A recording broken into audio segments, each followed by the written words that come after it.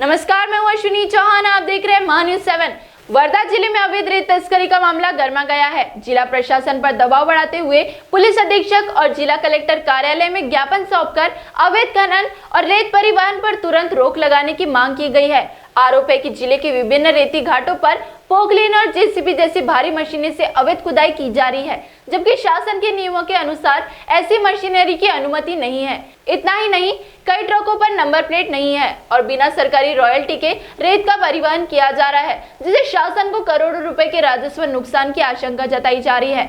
मामले में उच्च स्तरीय स्वतंत्र जांच समिति गठित करने, संबंधित अधिकारियों की भूमिका पर निष्पक्ष जांच करने और दोषियों पर कड़ी कार्रवाई की मांग की गई है। चेतावनी दी गई है कि यदि जल्द कार्रवाई नहीं हुई तो आंदोलन तेज किया जाएगा। जय श्रीराम। वर्धा जिल्ह्यामध्ये रेती घाट या ठिकाणी खोलण्यात आले।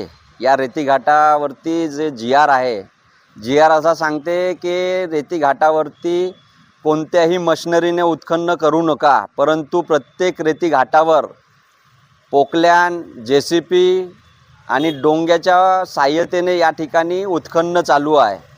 त्याचबरोबर या पर्यावरणाची कुठेतरी खच्चीकरण होत आहे, याचं शासनाचं याकडे दुर्लक्ष होत आहे।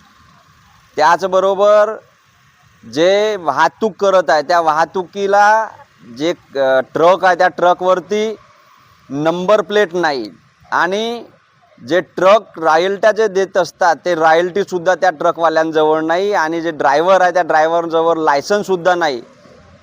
या ट्रकवाल्यांजवळ जर रॉयल्टी नाही आहे, महसूल विभागाने त्यांना रॉयल्टी प्रोव्हाइड केली आहे। त्याचबरोबर या ठिकाणी ज्या वाहतूक गाड्या चालू आहे, रेती वाहतूक करत आहे, त्या एका नंबरच्या गाड्या 5 गाड्या चालत आहे।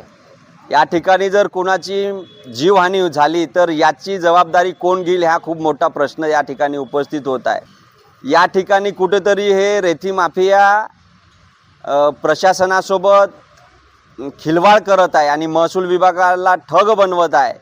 याचं सर्व शहानिशा करून कलेक्टर साहेबांना आज आम्ही निवेदन दिलं।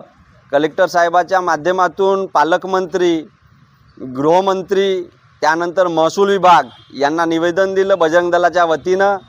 जर हे कारवाई 2 दिवसात जर झाली नाही तर बजरंग दलाच्या वतीने या ठिकाणी मोठ्या प्रमाणात आंदोलन करण्यात येईल, असा इशारा आम्ही बजरंग दल विश्व हिंदू परिषदेच्या वतीने देत आहोत।